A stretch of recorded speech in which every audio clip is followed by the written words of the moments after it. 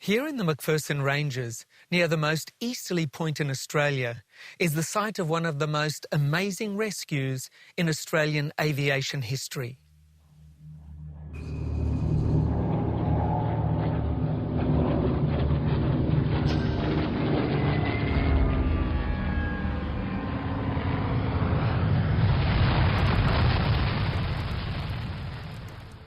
How is it possible?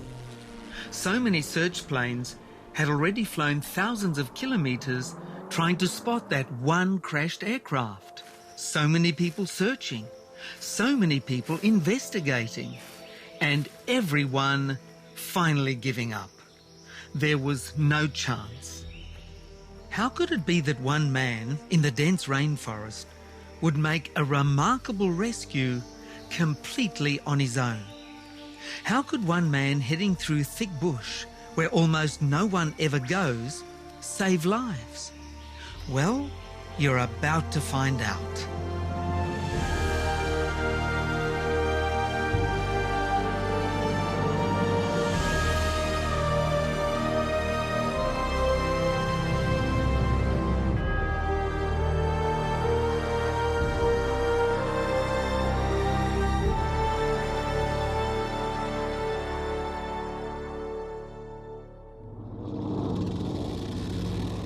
The American-built Stinson plane had flown out of Brisbane, Australia on the 17th of February 1937. It was headed towards Lismore on its way to Sydney.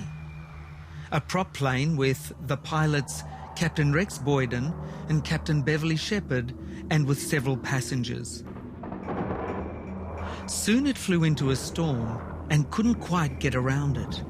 It was like a cyclone in the upper air, with darkening clouds and winds bursting up to 100 kilometres per hour.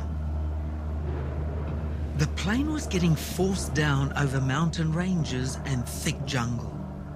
People on the ground could hear the noise of the engines up in the storm clouds. It sounded like that prop plane was getting very low and that it was in trouble. And then it simply disappeared. People said it was missing over the wild Hawkesbury country near Sydney. There had been no communication and no sign of the plane at Lismore, its first stop. Well, in the week that followed, this turned into the most intensive aerial search in Australian history. Air Force planes flew out, going over that flight path.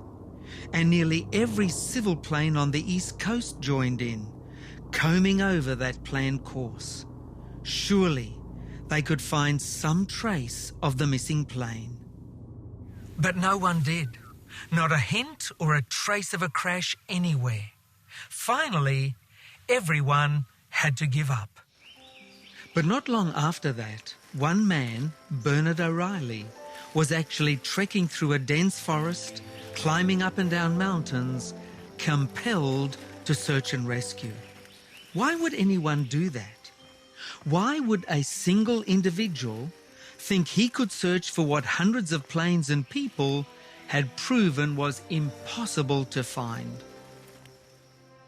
Bernard actually lived in this forest world on the east coast of Australia. He and his wife Viola had a home here. They were nature enthusiasts and loved the great outdoors. Bernard enjoyed living amongst the birds and animals in this mountain setting. He spent a lot of time in nature and was regarded locally as a fine bushman. Planes flew close over their house twice a day, and Bernard saw them as splendid machines, links with civilization. He would even set his clocks by those timely flights. News from the Australian Broadcasting Commission. After 8 days of searching, all hope has been abandoned for the missing Stinson airliner BHUHH. Bernard heard about this plane crashing and was curious where it had crashed and why it hadn't been found. Somewhere in this man's head was the idea of divine intervention, a possibility. To him, it seemed that if God wished to intercede and save some men, he would inspire someone to go out and do his will. And Bernard even began to view his life out there in the forest as a good preparation for such a job. The 8th day after the crash, he was struck by another idea. Bernard was talking about that tragedy with his brother, who'd seen the plane fly overhead into the cloud bank holding its regular course toward Lismore. Bernard also read newspapers theorising about the crash. Reporters believed the plane had made it within 15 minutes of its final destination in Sydney, and the air crash investigators believed it had flown out over to the coast and out to sea from Brisbane to avoid the bad weather over the mountains. But now Bernard began hearing about people in the district who had seen the plane disappear into the clouds as it approached the mountain ranges on its way to Lismore. And then it just struck him. That plane was lying somewhere up in the jungle and gorges of the McPherson mountain range. But still, would anyone go out for such a search? No, of course not. These McPherson ranges had some 80,000 hectares of unbroken trackless jungle. Visibility on the ground is limited to 10 metres. One man searching through that vast area? It would take at least 3 lifetimes. But the next morning, Bernard managed to get a friend, Bob Stevens, on the phone. He was one of the last people to see the plane in flight as it was buffeted by the strong winds. Bernard checked out an aerial survey map. Now he drew a straight line from where it was last seen to its destination, Lismore. That line went across 4 high mountain ranges. Well, he thought, if the plane crashed, it would surely be on one of those northern slopes. Now, Bernard O'Reilly is preparing for a search, an amazing journey. He packs potatoes, onions and tea. He's ready for whatever lies ahead. Fortunately, there was a riding trail to Mount Bethongabel, and Bernard was able to get the old chestnut mare, appropriately named the Great Unknown, to help him get there. Arriving at the high mountain ranges, he pointed her back towards the house and said, "Shoo!" Now he's walking alone, west toward the first of the 4 high lateral McPherson spurs. Yes, battling his way through trees, over rocks, up and down steep slopes. Here's a very interesting way that Bernard kept going in the right direction. Can you imagine how? In this dense jungle where you can't see very far. Well, he would walk up to a tree and check out its trunk. He'd walk around from the smooth side to the side covered with lichen and moss, and he knew that the mossy side was the southern side of the tree, so he could keep aiming in a certain direction. He could also estimate his altitude. At a lower level, trees were going to seed. At 700 metres, they were blooming. At 1,200 metres, they were in early bud. And here's another interesting aspect of this rescuer. How did he keep going steadily? How did he not just give up in this thick forest? This misty world is home to some of Australia's rarest creatures, and Bernard saw them as God's creations. Even though the going was tough, Bernard admired the nature and kept moving forward. Now here's a big question. Can this lone bushman ever find the crashed plane? And more importantly, even if he did, would there be any survivors? Was there a point to this search? It was almost certain that every passenger would have died in that fatal plunge into the mountains. Well, let me tell you what happened. Forced down by violent winds, Captain Rex Boyden knew his plane was being tossed into a mountain. The crash inevitable, he banked his way sharply to the left. That desperate act saved the lives of 3 men on the left side. 2 big trees were chopped off by the impact, and then the machine hit squarely on a big tree. It was a fatal crash. 2 pilots killed and 2 passengers on the right side. But 3 other men managed to crawl out of that wreck. As the plane turned into a furnace, John Proud, a wool broker in Sydney, smashed a window and dropped through to the ground. Though his leg had a fracture, he desperately assisted another man, Joe Binstead, through a narrow opening. Then Binstead helped a young Englishman, Jim Westray, out. His hands were badly burned. Dragging themselves away, the 3 watched the wreck burn fiercely for many hours. They had survived, but now they wondered, would they perish here through exposure, starvation and despair? Soon Binstead saw Proud's smashed leg. He helped wipe that blood away. Then he managed to pull out, from the plane, some broken wing fabric that had survived the fire. He wrapped it around that broken leg to give it a chance to heal. And now we come to another rescuer with an unexpected ending. It was one of the survivors, the Englishman Jim Westray. The next morning, he decided to walk out and try to find some help. But sadly, while clambering down rocks beside a waterfall, he would take a fatal fall and not be able to recover. Binstead had decided to remain with John Proud, who had a broken leg. He would do everything possible to keep him alive. He soon realized this injured man desperately needed water. He had to climb down the mountain, some 300 meters, over rocks and twisted vines to a small stream.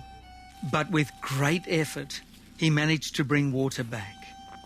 In the days that followed, Binstead would have to return to the stream again and again. Eventually, he would actually crawl most of the way, almost completely exhausted. But he still kept providing water and even managed to collect a few berries to sustain Proud. So that's the answer. Yes, there were survivors of that plane crash. There were men desperately waiting and in need of help. But would Bernard be able to get there in time? Climbing out of a gorge, he made his way up to Mount Throatban. This was the first of the 4 lateral ranges. Heavy white clouds enveloped the mountaintop. Now he could see the 3 remaining ranges. But what a vast stretch of forest! How could anyone find anything out here? It seemed hopeless. Suddenly, Bernard saw something that caught his attention. It was about 13 kilometers away on the 3rd range of Lamington Plateau. Just where it rose sharply, there was a striking scorched brown treetop against the rich green forest. Now, Bernard just had to investigate. He couldn't ignore what he had seen. He struggled on, further and further, for 8 hours toward that burnt tree. Finally, he got to the top of the range to get a good look across to the burnt area. But now, clouds covered everything, and there was no way to see. So Bernard had to just walk through to the 3rd range of the Lamington Plateau. He hoped he'd held a straight course. He hoped he was getting closer to that dead tree.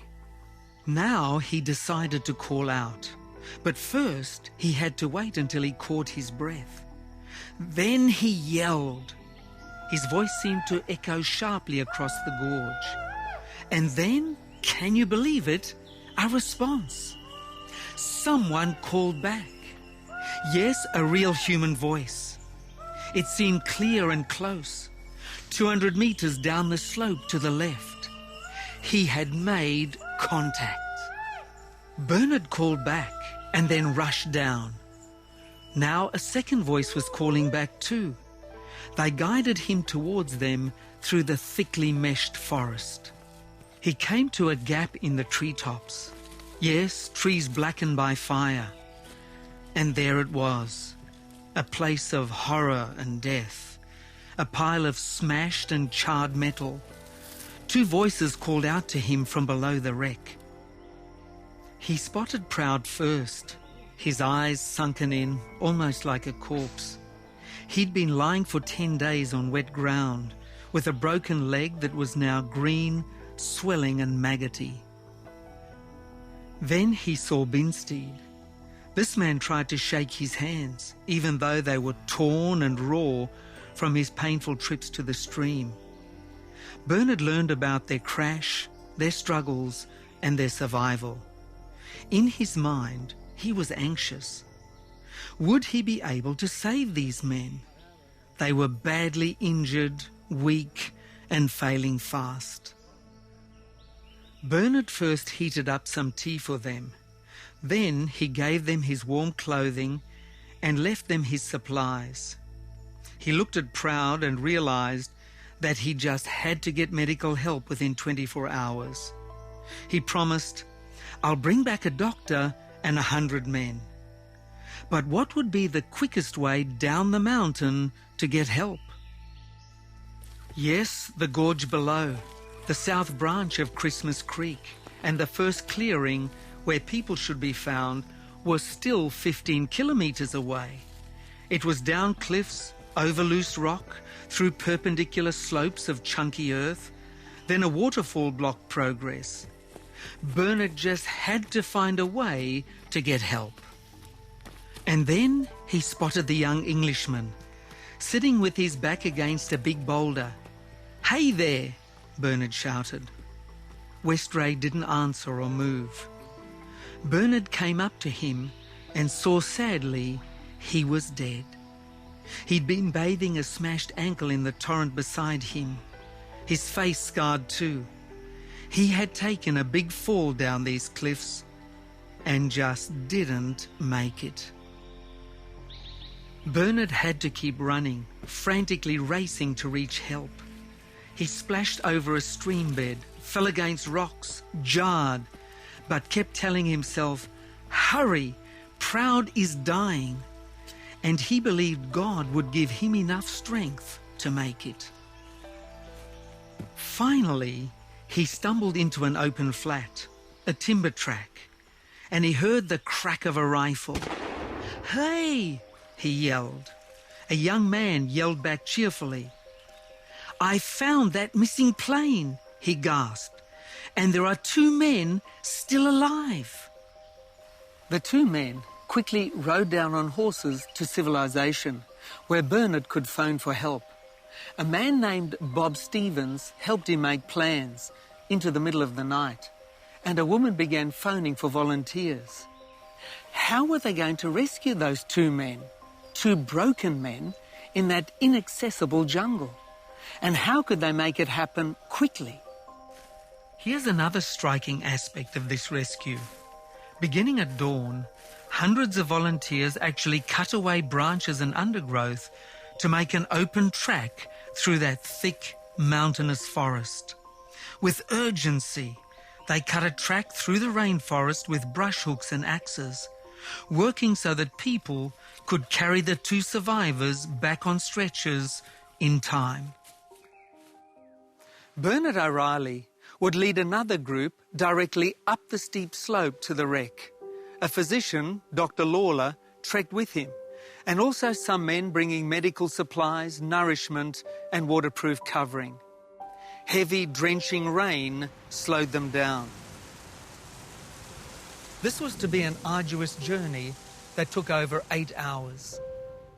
Now, you'd never guess what Bernard remembered about those 2 survivors as he and his party pushed on through obstacles. He recalled what struck him when he found them wounded by the crash. They could still joke. They still had a sense of humour.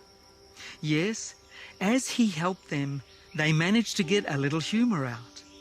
And this is what Bernard would tell himself: "God, forgive me if I ever complain again." The vision of those 2 suffering men lying there was fixed in his mind. Then Dr. Lawler and the rest arrived. He would heat up some water and straighten out Proud's broken leg. Yes, Proud's life and limb will be saved. Well, the other volunteers accompanying Bernard swiftly cut a track up the steep slope to the top of the plateau. And there the two survivors were placed in a tent-like shelter. Now they could sleep well with the aid of medication and sedatives. It was a tough night for the volunteers, with pouring rain and no way to keep warm, no dry clothes. But they stayed on and formed stretchers, lashing cross pieces with clothesline rope. And off they went, carried by men on that track, cut through the vines and bushes. It seemed almost like a tunnel now through the forest, but they could go steadily, quickly, without falls or interruptions. Bernard kept a careful watch over the two injured men. A few others walked ahead with brush hooks, slashing loose vines and spikes, just in case anything might still trip someone. Soon they made it to real transportation. 11 hours after that start at dawn, Proud and Binstead were placed in ambulances. The big rescue venture was accomplished. What a remarkable rescue. One man, Bernard O'Reilly, trekking out to do what hundreds of professional rescuers, scores of searching planes, had given up on. Quite memorable. Quite a feat.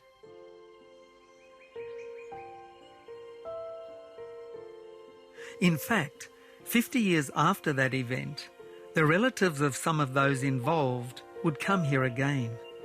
They wanted to honour that rescue. Some dropped a wreath over the crash site, and then the rest trekked all the way up here to the plane wreck. And then they began reading. The Lord is my shepherd, I shall not want. I'd like to show you something about that Good Shepherd, because he's taken a long walk too. He's made a rescue available for each one of us, no matter how badly we've crashed in life. Jesus was journeying all over Galilee and Judea, talking to the broken, the wounded. But the religious leaders of the day had objections. How dare this supposed rabbi hang out with so many sinners instead of them? So Jesus laid out this picture about his purpose. Suppose one of you has 100 sheep and loses one of them. Doesn't he leave the 99 in the open country and go after the lost sheep until he finds it? What's more, Jesus said, when a shepherd finds that lost sheep, he celebrates. He carries it on his shoulders back home. He calls in friends and neighbours and says, "Rejoice with me. I have found my lost sheep." It's an interesting picture. A shepherd trekking on and on, leaving his big flock behind, just to find one lost lamb somewhere out there.